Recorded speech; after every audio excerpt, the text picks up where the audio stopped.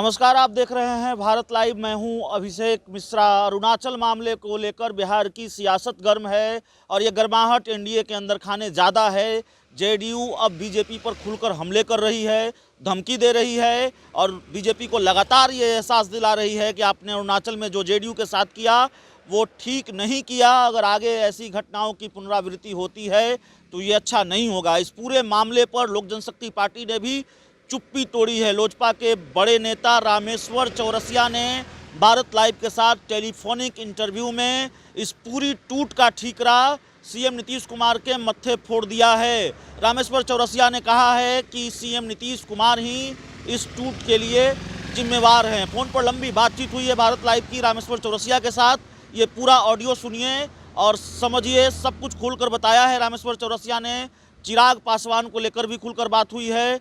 तो ये पूरा इंटरव्यू देखिए, सुनिए और समझिए कि किस तरह से लोजपा ने अपनी चुप्पी तोड़ी है और लोजपा अब अरुणाचल मामले को लेकर भी मुखर है और नीतीश कुमार को ही जिम्मेदार ठहरा रही है कि जिस तरह नीतीश कुमार की हार हुई बिहार में, जिस तरह से नीतीश कुमार की राजनीतिक हैसियत कम हुई, राजनीतिक कद कम हुआ, उसकी वजह से, उसके डर से अरुणाचल के लोग टूट गए और वो बीजेपी में चले गए।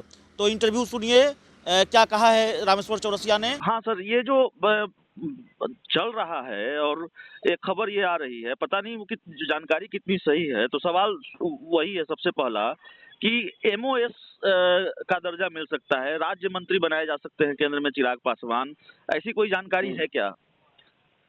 नहीं, मुझे कैसे जानकारी होगी? इस मामले में मेरी कोई जानकारी नहीं है। ये तो पार्टी के टॉप लीडरशिप का मामला है, प्रधानमंत्री जी का प्रेरोगेटिव है। तो ये तो किसी को भी मालूम नहीं होगा, ये तो प्रधानमंत्री जी को डिसाइड करना है। जी, जेडीयू दावा कर रही है सर कि आप केंद्र की एनडीए से भी बाहर कर दिए गए हैं। आपकी पार्टी एलजेपी को केंद्र की एनडीए से भी बाहर कर दिया गया है। देखिए क्या है, उसमें 2-3 चीजों पर ध्यान देना पड़ेगा आपको। जी जी सर। कि जब लोकसभा चुनाव हुआ था, जी सर। उसके पहले विधानसभा में जेडीयू बाहर थी। जी ठीक है, ये टॉप लेवल का मामला है। फिर मैं आपको बता रहा हूँ, आपको मालूम है हम लोग चुनाव लड़े थे। जी जी सर। और जेडीयू में बाहर इसलिए थी कि तलखी जी नीतीश जी में, मोदी जी में इनको लेकर के इतनी ज्यादा बढ़ गई थी। हाँ। नीतीश जी खुद ही अलग हो गए थे, लालू जी के साथ चले गए। जी ठीक है। जी अब सवाल पैदा होता है कि झारखंड में जी नीतीश जी खुद चुनाव लड़े थे जी अलग से, जी अरुणाचल में खुद चुनाव लड़े थे अलग से, हाँ अभी बंगाल में लड़ रहे हैं, यूपी में हाँ लड़ते हैं, हाँ जगह लड़ेंगे। तो हाँ। ये समझौता बिहार तक है। जी दूसरी बात, जी केंद्र में जब इनके रामविलास जी के 6 सांसद थे, जी विनिंग, जी और हमारे 22 सांसद थे, जी इनके 2 थे, जी फिर भी ये 50-50 किए जी और 6 उनको निकाल करके। जी ठीक है, जी 6 क्या 7 कहिए राज्यसभा का। जी तो उस प्रोपोर्शन में अगर ये समझौता आगे भी होता, अगर लोग नहीं होता जेडीयू को, हाँ तो आज 200 से ज्यादा सीटें जीतते। जी तो अब क्या है कि अब ये डिपेंड करता है जी कि केंद्र सरकार पर, क्योंकि केंद्र में जी हम एलजेपी समझौते में थी। जी ठीक है, और बीजेपी समझौते में थी। जी। एलजेपी के तो मंत्री लास्ट तक थे और जी। सामयिक डेथ हो गया, वो जी अलग विषय है। जी जी लेकिन मंत्री तो वही थे, जेडीयू का कोई नहीं था। जी जी तो केंद्र में तो समझौता यथावत रहा, आपने जी। देखा, जी वही डेथ हो गया। जी और ऐसा कोई ऑफिशियल बयान नहीं है जी एनडीए का कि एनडीए में कौन है कौन नहीं, क्योंकि एनडीए का एक छोटा घटक दल ये नहीं डिसाइड कर सकता एनडीए में कौन रहेगा। एनडीए के चेयरपर्सन माननीय प्रधानमंत्री मोदी जी है, जी जी और हम एक पूर्ण मेजोरिटी की पार्टी है बीजेपी जी की। 304 जिसकी सीटें हैं, वो किसको रखेंगे, नहीं भी रखे तो उनकी सरकार चलेगी, कोई मजबूरी नहीं है। लेकिन गठबंधन धर्म निभाते हुए उन्होंने पूरी मेजोरिटी 14 में भी आने के बाद और 19 में भी आने, किसी को छोड़ा नहीं है। तो इसीलिए भारतीय जनता पार्टी के नियत पर शक नहीं किया जा सकता है। खास करके इस मामले में प्रधानमंत्री, हमारे पूर्व अध्यक्ष अमित शाह जी और नड्डा जी का विजन साफ है कि हम किसी को धोखा नहीं देते, अपने सहयोगियों को लेकर के करेंगे। जी सर, बिहार का जो राजनीतिक घटनाक्रम है और जिस तरह से केसी त्यागी ने कहा कि वाया मीडिया बात होती है बीजेपी से, बीजेपी और जेडीयू के बीच के जिस तरह के रिश्ते हैं, क्या वाया मीडिया एलजेपी और बीजेपी की भी बात हो रही है? बीजेपी की तरफ से कोई क्लियरेंस नहीं आ रहा है, एलजेपी की तरफ। देखो, इसको मैं नहीं मानता, इसलिए कि जो टॉप के लीडर हैं, जी भाया मीडिया बात होती तो वहाँ सरकार कैसे बनती? जी पहले आप समझिए, जी वहाँ खुद सरकार में आप हैं, आपके जी मुख्यमंत्री हैं, जी अब बीजेपी से करीब आधी सीटें रहने के बाद भी आपके मुख्यमंत्री हैं, जी जबकि 50-50 पर इक्वल सीटें पर क्या आप ज्यादा सीटों पर लड़े थे, बीजेपी कम पर लड़ी थी। जी बीजेपी 111 लाख से 74 जीती है जी या 75, जी ये तो 115 पर लड़के जीते हैं। जी तो ये पार्टी के टॉप लेवल का मामला है। कब कोई व्यक्ति बयान दे तो उस पर हम क्या बयान देंगे? आप देख रहे हैं कि सामने सरकार चल नहीं रही नहीं, है। सवाल ये है सर कि एलजेपी ये तो बिना बात हुए सरकार चल रही है। नहीं नहीं, वहाँ सरकार चल रही है, कैबिनेट के फैसले हो रहे हैं, तो बिना बात हुए चल रही है। सवाल ये है सर अब कि क्या? एलजेपी और बीजेपी के बीच भी कोई ठीक से संवाद नहीं है क्या? चीजें क्लियर नहीं हो पा रही हैं ऊपर से चिराग पासवान क्या को है, लेकर। देखिए अब चिराग पासवान जी राष्ट्रीय अध्यक्ष हैं, नड्डा जी राष्ट्रीय अध्यक्ष हैं, जी हमारे यहाँ अमित शाह जी भी संगठन देखते हैं, जी। मोदी जी देखते हैं, जी। तो इनकी कब बात होती है, क्या जी। होती है, ये थोड़े हमेशा पब्लिक किया जाता है क्या? अब जी अंदर क्या हो रहा है तो मुझे देखिए, ईमानदारी से कहिए तो मुझे भी नहीं मालूम होगा ना। जी जी वो सर बात करेंगे तो हमसे नहीं बताएंगे, जी और फोन पे भी नीतीश जी बात करेंगे मोदी जी से तो क्या हमको बताएंगे? चिराग जी करेंगे हमको बताएंगे? कल एक बात तो जी आप बेहतर बता पाएंगे सर। कल एक बयान आया, पूर्व बिहार सरकार में पूर्व मंत्री हैं और शायद आप ही के इलाके से आते हैं, जय कुमार सिंह, उन्होंने कहा कि देखिए चिराग पासवान ने नहीं हराया और जो प्रत्याशी हारे जेडीयू के वो अपनी गलती से भी नहीं हारे। बीजेपी का 100% वोट जो है वो एलजेपी के खाते में जा रहा था, तो इसका मतलब कहीं कौन सी नैतिकता बीजेपी निभा रही थी? तो अच्छा, एक बीजेपी बात बताइए, जी एक बात ये बात तो सच है, वो जो कहे इसमें नहीं है, आप भी जानते हैं जी कि अगर चिराग पासवान जी सिर्फ जेडीयू के सीटों पर नहीं लड़ते, जी सारी सीटों पर लड़ते तो स्थिति और होती। जी दूसरी बात, हाँ चिराग पासवान जी को अगर बीजेपी का वोट मिल गया होता, हाँ नीतीश को नहीं मिलता, तो चिराग पासवान जी तो कोई सीट ही नहीं हारते। पहले जी। समझिए, जी हम तो 135 में लगता है 120 जीत जाते अगर बीजेपी का वोट हमारे साथ जुड़ जाता तो, जी क्योंकि इनका वोट तो फिक्स है हर जगह, जी। 25,000, 20,000, 30,000 जी एग्रेसिव वोट है। आपको जी। मालूम है कि बिहार में 4 वोटे एग्रेसिव वोटा है। देखिए, जी फॉरवर्ड में जाइए तो राजपूत भूमियार का वोट एग्रेसिव है, दलित में पासवान का एग्रेसिव है, जी। बैकवर्ड में यादव का एग्रेसिव है। जी ये तो सच्चाई है सर अगर वो ऐसा होता तब तो हमें भी सीट मिल जाए, उनको कहाँ से मिलता है? जी सर एक अपने- बयान चूंकि आपसे बात करने का लालच ही अभी है सर हमारा। आप बीजेपी के राष्ट्रीय स्तर के नेता रहे हैं और बड़ा लंबा अनुभव है राजनीति में आपका। ऐसी कई बार स्थितियां और परिस्थितियां आपने देखी हैं। नीतीश कुमार का एक बयान आया है, उन्होंने कहा कि भाई हमको तो जबरदस्ती बीजेपी ने बनाया, हम तो बनना ही नहीं चाहते थे और अब हमारी इच्छा भी इस पद में नहीं है। इस बयान को आप किस नजरिए से देखते हैं? देखिए, ये नीतीश जी ने बोला तो मुझे नहीं लगता है कि कोई एग्जैजरेट किया है। नीतीश, आपने मालूम है कि चुनाव हारने के बाद, मतलब रिजल्ट के बाद, हारने छोड़िए, रिजल्ट के बाद 2-3 दिन तक नीतीश जी का तो कोई बयान नहीं आया, तो चुपचाप अपने घर बैठे थे, छोटी पार्टी थे। तो सच मामला ये है कि भारत, जैसा आपको बोला ना कि प्रधानमंत्री जी, अमित शाह जी या नड्डा जी, सबने ये घोषणा कर रखा था कि चुनाव के बाद हम नीतीश जी के नेतृत्व में लड़ रहे हैं, चुनाव के बाद यही हमारे सीएम होंगे, भले इनकी सीटें कम हो। तो बीजेपी ने अपना धर्म निभाया है। हाँ, नीतीश जी का ये कहना, इसमें कोई एग्जैजरेशन नहीं है और मैं इसको गलत भी नहीं मानता, इसलिए कि उन्होंने बीजेपी ने अपना धर्म निभाया है। ये सीखना चाहिए बीजेपी से बाकी पार्टियों को भी, जो पहले कहे थे वही किए, वो सही बोल रहे हैं। बीजेपी ने ही ये घोषणा किया था, उन्हीं को सीएम बनाए थे। आपको ध्यान है ना, एक बार में ही हर मंच पे उनके इस बयान को उस परसेप्शन से भी जोड़कर देखा जा रहा है सर कि बहुत असहज हैं, चीजें आगे नहीं बढ़ सकती और दोनों दलों के बीच की दोस्ती भी आगे नहीं बढ़ सकती। तो नीतीश कुमार फिर कोई सरप्राइज देने जा रहे हैं क्या, इसलिए उन्होंने इस तरह का बयान दिया? कई चीजें हैं सर। अगर मेरा पर्सनल मत है, देखिए हम तो किसी से इसमें बात नहीं की है, जो राजनीतिक तगाचा है आज के देश में, न तो नीतीश जी कहीं जा रहे हैं, न तो कोई असहज है।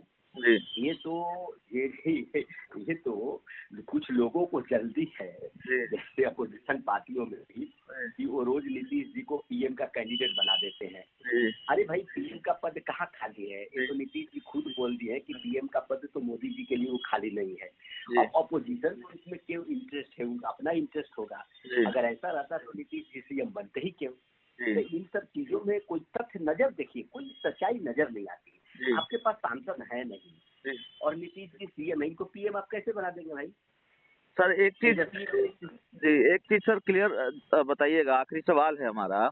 क्या आपको नहीं लगता कि बिहार में बिहार में जो एनडीए का जो घटनाक्रम है, बीजेपी जेडीयू के जो रिश्ते हैं, वो इस शर्त पर टिके हुए हैं कि अगर चिराग पासवान बीजेपी या तो चिराग पासवान को चुन ले या नीतीश कुमार को चुन ले, और बीजेपी ने अगर चिराग पासवान को चुना तो बिहार में जेडीयू बीजेपी की दोस्ती टूट जाएगी। आप मानते हैं ऐसा? देखिए, इसको मैं इसलिए भी नहीं मानता, तवज्जो देता कि चिराग पासवान तो हमारे साथ गठबंधन में थे, इनको कहा गया तो झारखंड में शायद नहीं लड़े या एक सीट पर लड़े, लेकिन नीतीश कुमार तो नहीं माने, वो तो झारखंड में लड़े।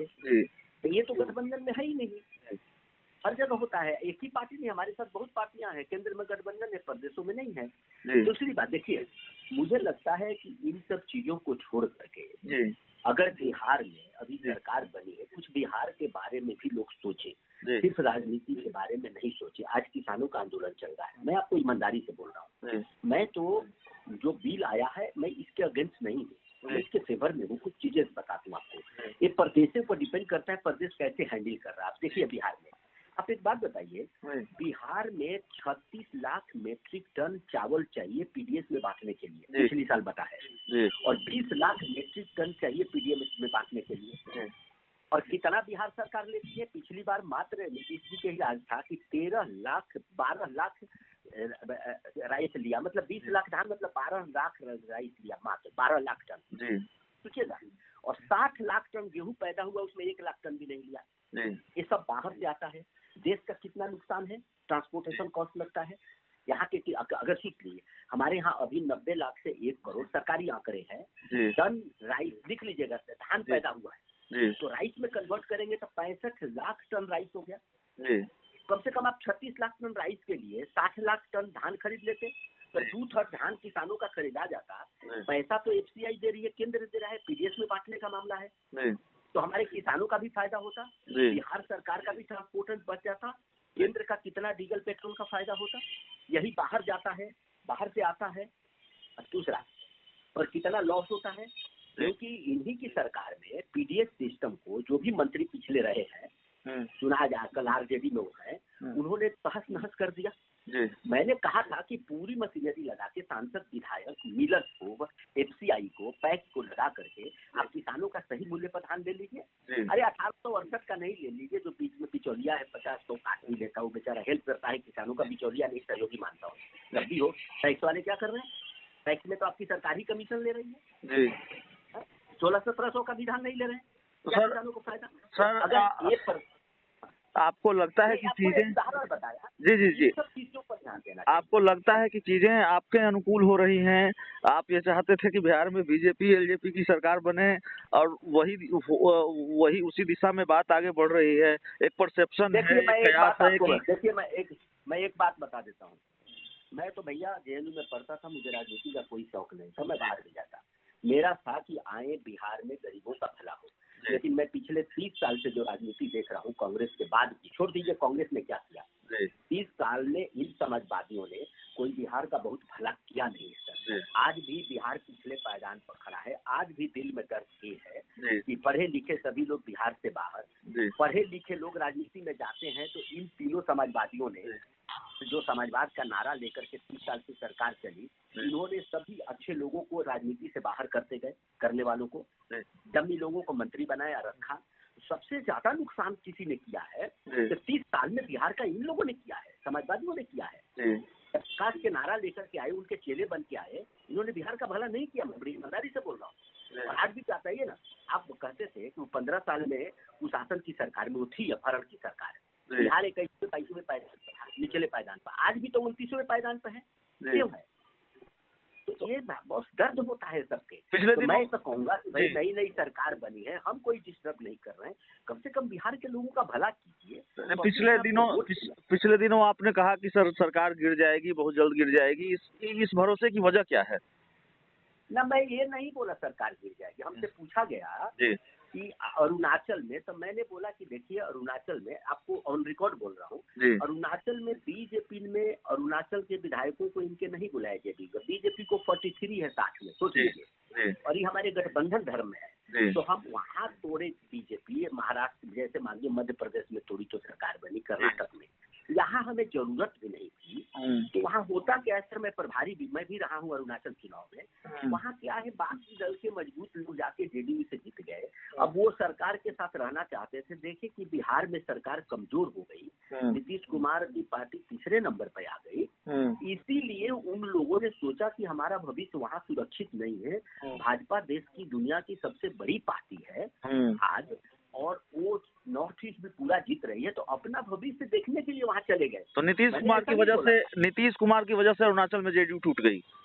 हाँ, कमजोर देखा लोग कि जो पार्टी हमारा 15 साल से मुख्यमंत्री रहे, अब वो खुद तीसरे नंबर पर चले गए। जैसा आप बोले असहज महसूस कर रहे हैं, देश में मैसेज यही है, तो उन लोगों को लगा नया भविष्य सुरक्षित नहीं है, तो उन्होंने भाजपा का दामन थाम लिया। और नॉर्थ ईस्ट में एक आपको देश बता दें, हर व्यक्ति सरकार के साथ रहना चाहता है। Thank you sir. अगर ये वीडियो पसंद आई और वह बिहार के राजनीति और बिहारियत से सरोकार रखेनी तो सब्सक्राइब बटन दबा के चैनल के सब्सक्राइब कर ली। ओजे एगो घंटी बा, ओकरा बटन दबा देला से कुल सटीक और मारक खबर रुआ मुफ्त में मिल जाई। अगर रुआ पत्रकारिता के हमनी के नया प्रयोग में सहयोग कर चाहतानी तो ज्वाइन बटन दबा दी। पेटीएम नंबर नोट कर ली 9386816700। धन्यवाद।